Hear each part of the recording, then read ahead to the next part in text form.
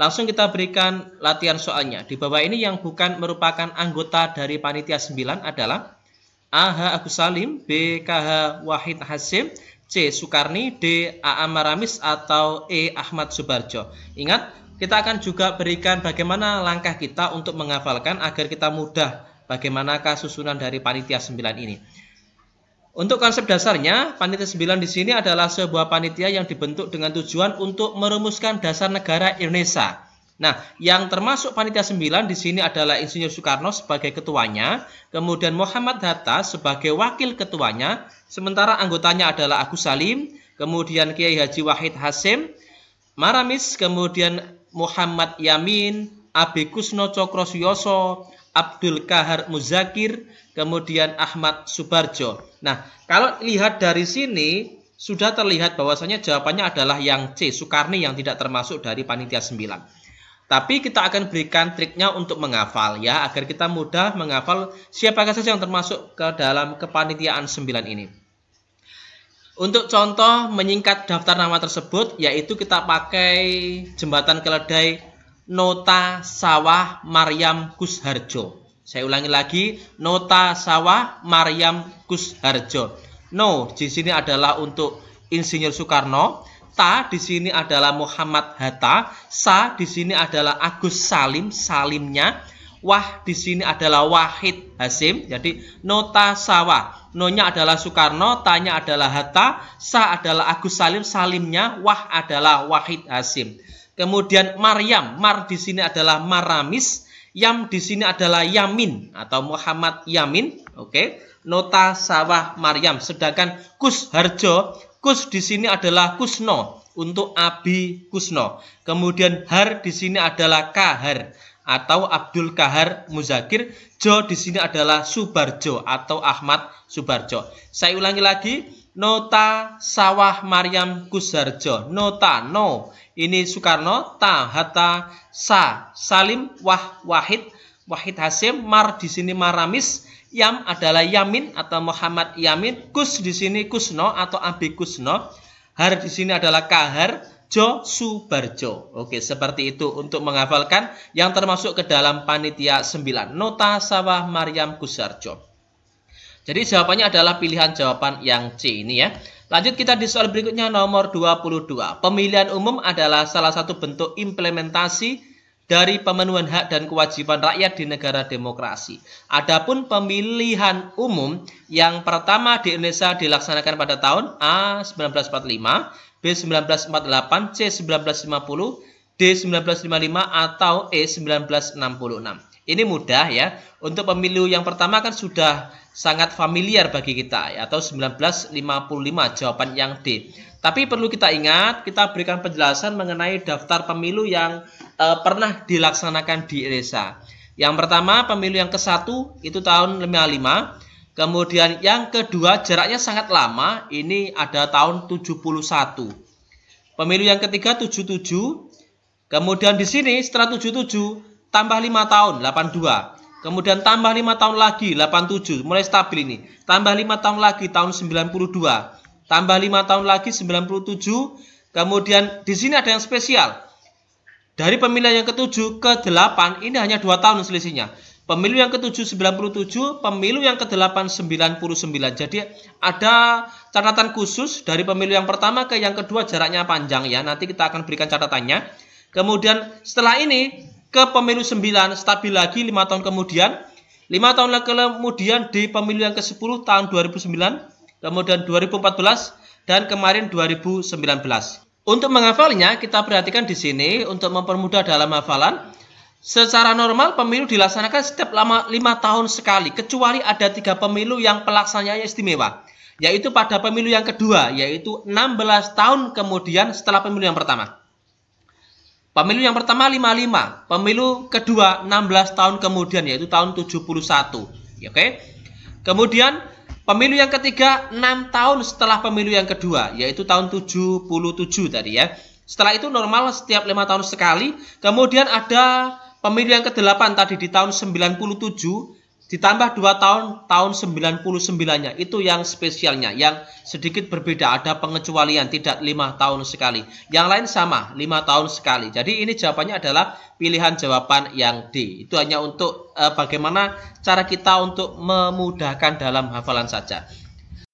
Oke, kita berikan informasi untuk teman-teman semuanya. Di sini ada siap jadi ASN yang membuat Anda benar-benar siap ya. Tunjukkan bahwasanya Anda memang siap untuk jadi ASN ya. Caranya seperti ini. Di sini ada banyak tryout yang dilakukan secara nasional. Di sini ada riwayat tryoutnya seperti apa, dapat ranking berapa secara nasional, statistiknya juga seperti apa. Kita akan berikan di sini di kiri ada namanya rapot belajar. Di rapot belajar Anda akan terekam secara otomatis di sini sudah berapa tryout yang sudah diikuti, kemudian sudah berapa tryout yang sudah lulus, kemudian nilai rata-ratanya berapa, kemudian hasil TO yang terakhir. Jadi di sini teman-teman bisa melihat progresnya dari tryout yang pertama sampai tryout yang terakhir, apakah ada peningkatan dari segi peringkat secara nasional. Kemudian untuk bahan belajar di sini juga disediakan e-book secara gratis ya. Jika sudah Anda terdaftar, Anda tinggal download saja. Di sini sudah disediakan 17 paket untuk e-booknya ya.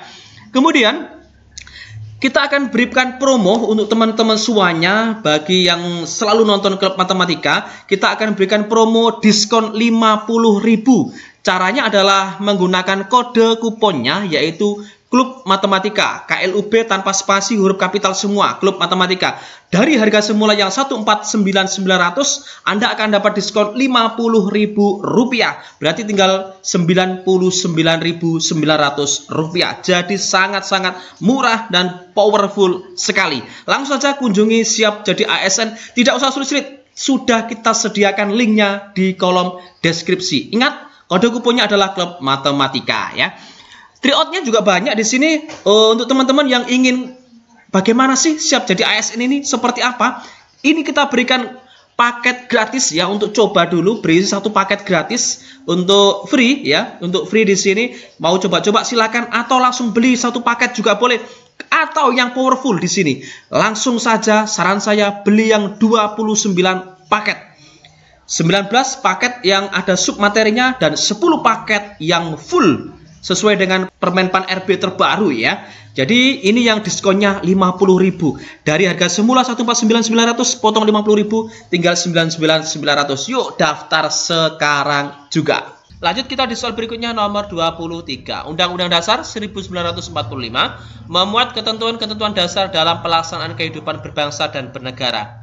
Ketentuan-ketentuan dasar tersebut dalam amandemen keempat Undang-Undang Dasar 1945 termaktub dalam 16 bab.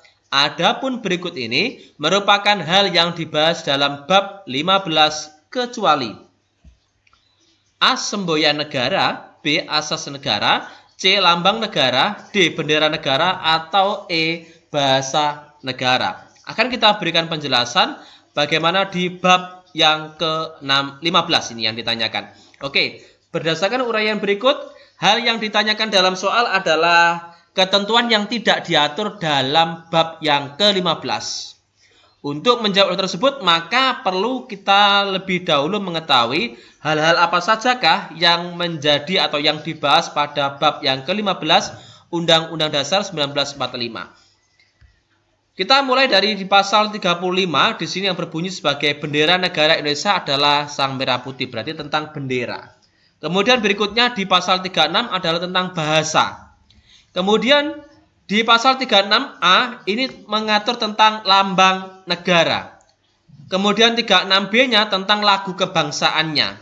Kemudian 36C di sini mengenai bendera, bahasa, dan lambang serta lagu akan diatur dengan undang-undang. Jadi kalau kita lihat di bab yang ke-15 di sini bisa kita buat sebuah kesimpulan bahwasanya hal yang tidak dibahas dalam bab tersebut adalah tentang asas negara. Jawabannya adalah pilihan jawaban yang B. Lanjut kita di soal latihan berikutnya nomor 24. Ini adalah tes TWK yang keluar pada tahun kemarin yang kita bahas sekarang ini ya. Sebagai referensi teman-teman dalam persiapan dalam menghadapi tes CPNS tahun ini. Pemerintah Indonesia mengadakan hubungan bilateral dengan negara lain dalam bidang ekonomi. Hal tersebut merupakan pengamalan Pancasila, yaitu A. Sila ke-1, B. kedua, C. ketiga, D. keempat, atau E. Sila yang kelima.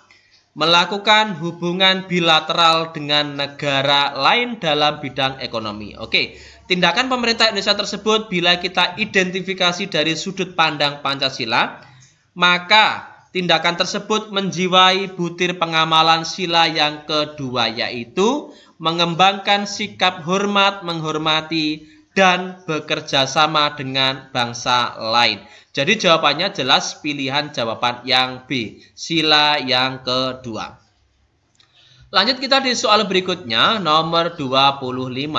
Presiden dan wakil presiden yang dipilih dalam suatu pemilihan umum dilantik oleh A. MPR, B. MK, C. MA, D. Komisi Yudisial, atau E. Dewan Perwakilan Daerah atau DPD.